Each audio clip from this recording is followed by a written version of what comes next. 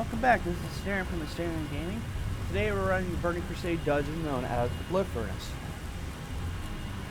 This is one of the first two dungeons you pretty much could get to when you started the Burning Crusade. Now let's get started.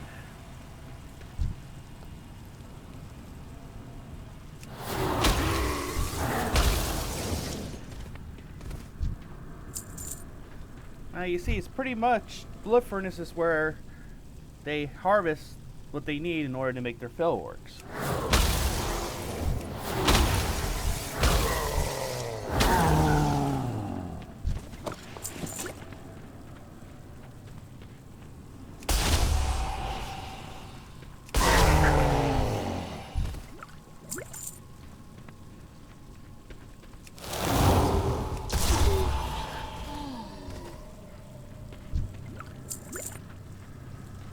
Also, on these stairs as you're going up, there's actually road spaces, so you have to be careful. If you go up by yourself, unless you're a tank, you're going to get destroyed.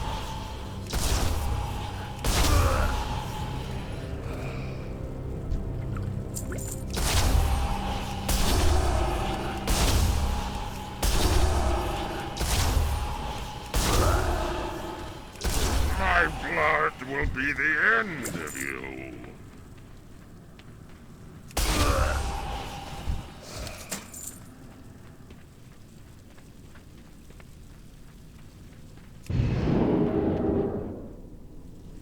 Down there, that's actually the final boss.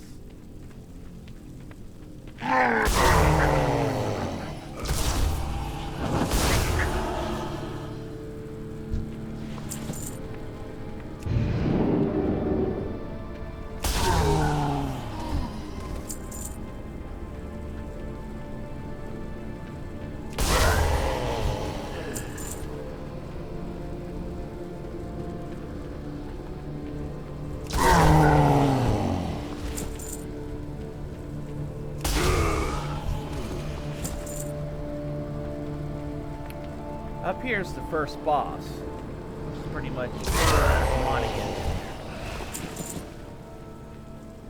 Now, during this dungeon, there are some mobs you gotta be careful of, back then, because they could destroy you. These guys didn't hit too hard, these technicians, but the mines they left down, unless you had a road to disarm them, you stepped on it, it would do massive damage to your crew. Stay away from the usefully. This guy is really just tank and spank, more or less. He's not really that difficult.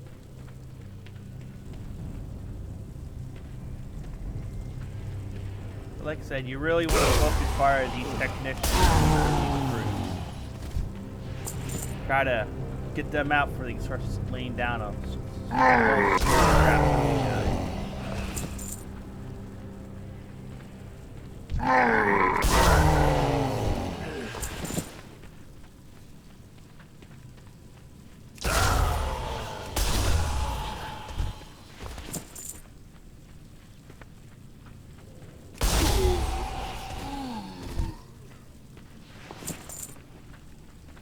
Now we're coming up to the next boss. This is kind of like a gauntlet fight once you clear out the whole room, more or less. As you see, there's a nice little level right there. Then basically, once you click that, you'll start a gauntlet fight where you have to survive 4 waves, and then the boss himself will come out. As you see.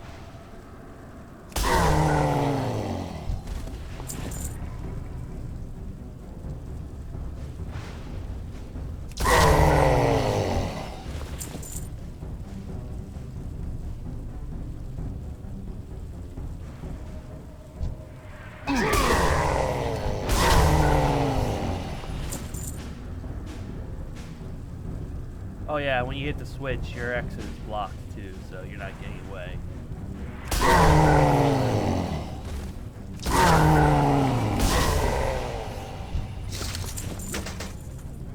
This guy, all you have to worry about is the poison pools he puts down. He'll take some nasty damage if you decide to stay with him. Other than that, it's tank and spank while you kite him around.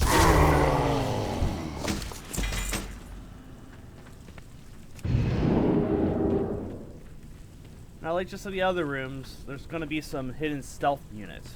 There's usually one right over here, as you can see.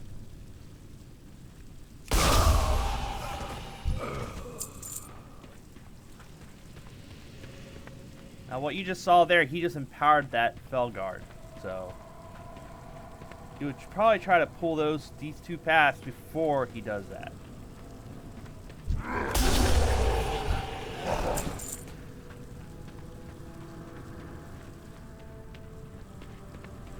Now, pretty much we're heading down the pathway to the final boss here. These are where the most powerful, in my opinion, of the mobs are. But there's also... these mobs can just randomly attack anyone. Like, they'll just immediately change their aggro and just start going after other people. So keeping the taunt on them was pretty much aggro-wise for the tanks. It was pretty challenging. That's why you pulled these crews one by one. Because even if you accidentally pulled one of the other groups while you're fighting one, you were almost guaranteed to get destroyed. Now, as you see, we're here at the last boss. To start this fight, you just gotta kill these casters. You fools! He'll kill us all! Pathetic sorcery can hold me. Who dares interrupt? What is this? What have you done?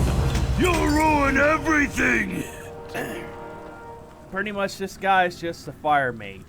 Or a warlock, I guess you could call him. He just uses fire spells, more or less. You just gotta run away when he starts casting his AoE fire, that's all. It's just a giant flame nova, more or less.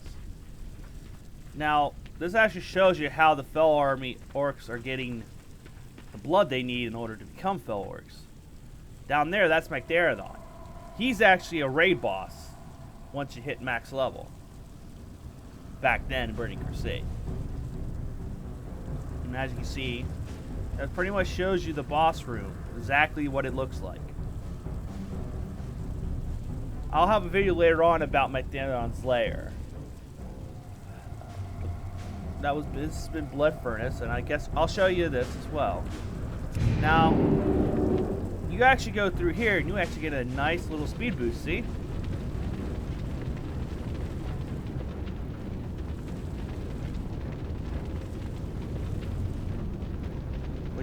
Back then, you didn't have the option of really teleporting in and out, because you would actually have to make the groups realm-wise. Didn't have Dungeon Finder back then. So, we pretty much tried to keep wiping down to a minimum, but as you see, this has been Asterian from Asterian Gaming, asking you to please like and subscribe my videos. I will see you guys in the next one.